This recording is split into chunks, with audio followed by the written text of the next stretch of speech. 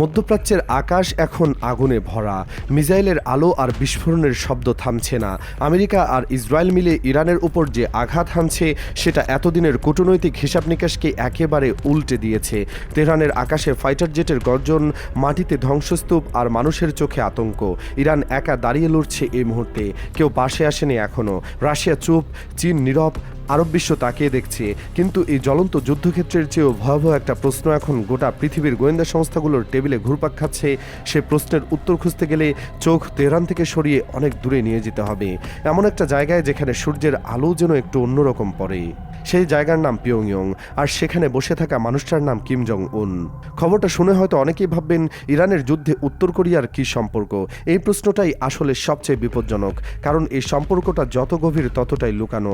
আর এই লুকানো সম্পর্কের সুতো ধরে টান দিলে যে ছবিটা বেরিয়ে আসে সেটা দেখলে যে কোনো মানুষের মেরুদণ্ড দিয়ে ঠান্ডা স্রোত বয়ে যাবে। কিম জং উন এমন একজন মানুষ যার সাথে আয়াতুল্লাহ খামেনির সম্পর্ক দশকের পর দশক পুরনো। ট্রাম্পের সাথে তার একদম পাতে না, আর বেনিয়ামিন নেতানিয়াহুকে তিনি প্রকাশ্য ক্যান্সার বলে গালি দিয়েছেন। এই তিনটা তথ্য একসাথে রাখলে বোঝা যায় এই মুহূর্তে কিম জং উনের মাথায় কী চলছে। ইরানের উপর হামলায় তিনি ব্যক্তিগত অপমান হিসেবে নিচ্ছেন কিনা সেটাই এখন সবচেয়ে বড় প্রশ্ন। ভেবে দেখুন একটু, এই পুরো লড়াইটা কিসের জন্য চলছে? পারমাণবিক বোমা। ইরান যাতে পারমাণবিক অস্ত্র বানাতে না পারে সেজন্য আমেরিকা আর ইসরায়েল খামেনির ঘরের ছাদে মিসাইল মারছে। ইরানের পারমাণবিক স্বপ্নকে ধ্বংস করতে এই রক্তক্ষয়ী অভিযান।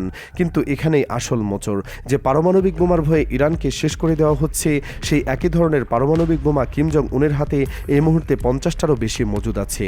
শুধু তাই নয়, প্রতি বছর আরও 6 থেকে 12টা নতুন পারমাণবিক বোমা তৈরি করার সক্ষমতা তার কারখানাগুলোতে রয়েছে। আর আইসিবিএম মিসাইল সরাসরি আমেরিকার মূল ভূখণ্ডে পৌঁছাতে পারে তার। ইসরায়েলকে মানচিত্র থেকে মুছে দেওয়ার ক্ষমতা তার আছে। আর সবচেয়ে ভয়ঙ্কর তথ্যটা হলো ইরানকে পারমাণবিক শক্তি বানানোর পেছনে কিম জং উনের নিজের হাত আছে বলে আন্তর্জাতিক গোয়েন্দা সংস্থাগুলো দাবি করে আসছে। এই দাবিটা অমূলক না। ইতিহাস ঘাটলে দেখা যায় ইরান ইরাক যুদ্ধের সময় থেকে উত্তর কোরিয়া ইরানের পাশে দাঁড়িয়েছিল। তেলের বিনিময়ে অস্ত্র সরবরাহ শুরু হয়েছিল সেই সময় থেকেই। ইরানের গর্ব শাহাব-3 মিসাইল, যেটা নিয়ে তেহরান এত বড়াই করে, সেটা আসলে উত্তর কোরিয়ার নোডং মিসাইলের হুবহু নকল। খোরমশাহর মিসাইল মুসুদানের কপি। সিজিল মিসাইল তৈরি হয়েছে উত্তর কোরিয়ার SKN-1 SBL এর নকশা ধরে। 2003 সাল থেকে পারমাণবিক প্রযুক্তিতে সরাসরি সাহায্য করে আসছে পিয়ংইয়ং। 2012 সালে দুই দেশের মধ্যে প্রযুক্তিগত সহযোগিতা চুক্তি পর্যন্ত স্বাক্ষরিত হয়েছে। আর 2011 সালের একটি রিপোর্ট বেরিয়েছিল যেখানে বলা হয়েছিল উত্তর কোরিয়া ইরানকে পারমাণবিক বিস্ফোরণের সিমুলেশন সফটওয়্যার পর্যন্ত বিক্রি করেছে। এই সম্পর্কটা শুধু কূটনৈতিক না, এটা রক্তের বন্ধনের মতো গভীর। এবার আসা যাক আসল জায়গায়। 2025 সালের জুনে যখন ইসরায়েল ইরানে হামলা চালিয়েছিল তখন কিম জং উন প্রকাশ্যে ইরানের পক্ষ নিয়েছিল। ইসরায়েলকে সন্ত্রাসী রাষ্ট্র আর ক্যান্সার বলে দিয়েছিলেন তিনি। সেই যুদ্ধ কখনো আসলে পুরোপুরি থামেনি। আর ঠিক সেই সময় কিম পূর্ব সাগরে 10টা মিসাইল ছুড়ে দিয়েছিল যখন দক্ষিণ কোরিয়া, আমেরিকা আর জাপান একসাথে যৌথ সামরিক মহড়া চালাচ্ছিল। সেটা ছিল একটা সরাসরি বার্তা। কিম বলতে চেয়েছিলেন, আমি দেখছি, আমি প্রস্তুত, আমাকে উপেক্ষা করার চেষ্টা করো না। 1 বছর পেরিয়ে গেছে, পরিস্থিতি যেন আগের আয়নার প্রতিচ্ছবি। আবারও ইসরায়েল ইরানে বোমা ফেলছে, আবারও আমেরিকা প্রকাশ্যে মিসাইল বর্ষণ করছে। আর ঠিক এই মুহূর্তে মার্চের 9 থেকে 19 তারিখ পর্যন্ত ফ্রিডম শিল্ড নামের আরেকটা যৌথ সামরিক মহড়া আসছে দক্ষিণ কোরিয়া আর আমেরিকার। সেই মহড়ার উদ্দেশ্য হিসাবে বলা হয়েছে উত্তর কোরিয়ার গণবিধ্বংসী অস্ত্র ঠেকানো।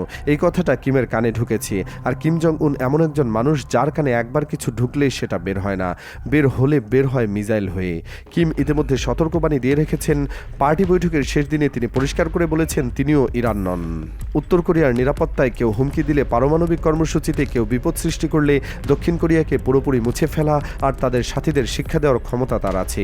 এই কথাগুলো শুধু কথা নয়, কিম জং উনের ইতিহাস বলে তিনি যা বলেন তা করেন। ট্রাম্প গোটা দুনিয়াকে হুমকি দেন, কিন্তু কিমের সামনে দাঁড়ালে তার মুখ থেকে কথা বের হয় না। নেতানিয়াহু কিমের বিষয়ে টু শব্দ করার সাহস রাখেন না, কারণ সবাই জানে কিম কারো কথা শোনেন না, কারো চাপ নেন না, কোনো আন্তর্জাতিক নিয়মের ধার ধারেন না। কিন্তু এই যুদ্ধের বাইরেও উত্তর কোরিয়ার ভেতরে আরেকটা খেলা চলছে যেটা খুব কম মানুষ জানে। এই খেলাটা বুঝতে পারলে কিমের মাথায় আসলে কি চলছে সেটা পরিষ্কার হয়ে যাবে। কিম জং উন নিজের স্বাস্থ্য নিয়ে ভীষণ চিন্তিত। উচ্চ রক্তচাপ আর ডায়াবেটিস তাকে ভেতর থেকে খাচ্ছে। মৃত্যুর ভয় ঢুকে গেছে তার মনে। তিনি ভাবছেন তিনি যদি কোনোদিন না থাকেন তাহলে উত্তর কোরিয়ার কি হবে? পারমাণবিক শক্তির সে ভয় কে ধরে রাখবে? আমেরিকা তো সুযোগ পেলে ভয় দেখিয়ে দেশটাকে গিলে ফেলবে। ঠিক এই ভাবনা থেকেই তিনি নিজের রক্তের ধারায় আরেকটা লাইন টানছেন। সেই লাইনের নাম কিম জুয়ে। তার নিজের মেয়ে, বয়স মাত্র 13 বছর। একটু ভেবে দেখুন, 13 বছরের একটা মেয়ের হাতে 50টা পারমাণবিক বোমার নিয়ন্ত্রণ। ভারতে 18 বছরের আগে কারো হাতে সাধারণ একটা অস্ত্র দেওয়ায় আইনত বৈধ নয়, অথচ কিম জং উন নিজের কিশোরী মেয়েকে সেই ক্ষমতা তুলে দেওয়ার প্রস্তুতি নিচ্ছেন পুরো দমে। মাত্র 48 ঘন্টা আগে পিয়ংইয়ংয়ে ক্ষমতাসীন পার্টি কর্মীদের নবম কংগ্রেসে কিম আর কিম জু একই ধরনের জ্যাকেট পরে হাজির হয়েছিলেন। উত্তর কোরিয়ার একটা কঠোর নিয়ম আছে, কিমের পোশাকের স্টাইল কপি করার অধিকার কারণেই। তার স্ত্রীরও নেই, তার বোনেরও নেই, কিন্তু কিম জুয়ে বাবার হুবহু পোশাকে সেই কুচকাওয়াজে এসেছিলেন। উত্তর কোরিয়ার রাজনৈতিক ভাষায় এটা একটা প্রতীকী ইশারা, এটা বলছে এই মেয়ে পরবর্তী নেতা। এরপর সরকারি সংবাদ মাধ্যম KCNA এমন কিছু ছবি প্রকাশ করেছে যেগুলো দেখে গোটা দুনিয়ার গোয়েন্দা বিশ্লেষকদের চোখ কপালে উঠেছে। ছবিতে দেখা যাচ্ছে কিম জং উন নিজের মেয়েকে রাইফেল চালানো শেখাচ্ছেন, কিভাবে টার্গেট আঘাত করতে হয় বুঝিয়ে দিচ্ছেন। কিম জু দূরবীন দিয়ে টার্গেট দেখছেন, তারপর স্নাইপার রাইফেল তুলে নিশানা লাগাচ্ছেন। বাবা পাশে দাঁড়িয়ে রাইফেল তুলে নিশানা সাজাচ্ছেন। আর ঠিক কাকে নিশানা করা হচ্ছে সেই তথ্য আসেনি, কিন্তু ছবিগুলো যে বার্তা দিচ্ছে সেটা স্পষ্ট। উত্তর কোরিয়ার ক্ষমতার ভবিষ্যৎ ঠিক হয়ে গেছে। ফায়ারিং রেঞ্জে কিমের পাশে তার ঘনিষ্ঠ সিনিয়র কর্মকর্তা ওয়াং চং চল দাঁড়িয়েছিলেন। কোরিয়ান ওয়ার্কার্স পার্টির কেন্দ্রীয় কমিটির সদর দপ্তরে অনুষ্ঠিত এই আয়োজনে কিম আর কিম জু মিলে কর্মকর্তাদের স্নাইপার রাইফেল উপহার দিয়েছেন। উত্তর কোরিয়ার এই নীতি আছে, নেতা যখন কোনো কর্মকর্তাদের রাইফেল উপহার দেন সেটা পূর্ণ আস্থার প্রতীক। 2020 সালেও কিম কোরিয়ান যুদ্ধের বার্ষিকীতে সেনা কর্মকর্তাদের বন্দুক উপহার দিয়েছিলেন। 5 বছর পর আবার সেই ঐতিহাসিক বৈঠকে নিজের শক্তি প্রদর্শন করলেন আর মেয়েকে উত্তরাধিকার হিসেবে দুনিয়ার সামনে তুলে ধরলেন। কিন্তু এসব প্রতীকী প্রদর্শনের বাইরে আসল হিসাবটা অনেক ভয়ঙ্কর। কিম জং উন বুঝতে পারছেন, ইরানের পারমাণবিক কর্মসূচি যদি শেষ হয়ে যায় তাহলে ট্রাম্পের উৎসাহ বাড়বে, তখন পরের টার্গেট হবে উত্তর কোরিয়া। এটা কিমের জন্য অস্বস্তির প্রশ্ন। তিনি জানেন ট্রাম্প তাকে একটা দিক নির্দেশনাহীন মিসাইলের মতো অপ্রত্যাশিত মানুষ মনে করেন। এমন মানুষের হাতে পারমাণবিক অস্ত্র থাকা আমেরিকার জন্য মোটেও নিরাপদ না। কিম নিজেও বোঝেন, আজ না কাল ট্রাম্প তার পারমাণবিক শক্তি নিয়ে প্রশ্ন তুলবেই। তাহলে কি ট্রাম্পকে ঠেকাতে কিম খামেনিকে বাঁচাতে এগিয়ে আসবেন?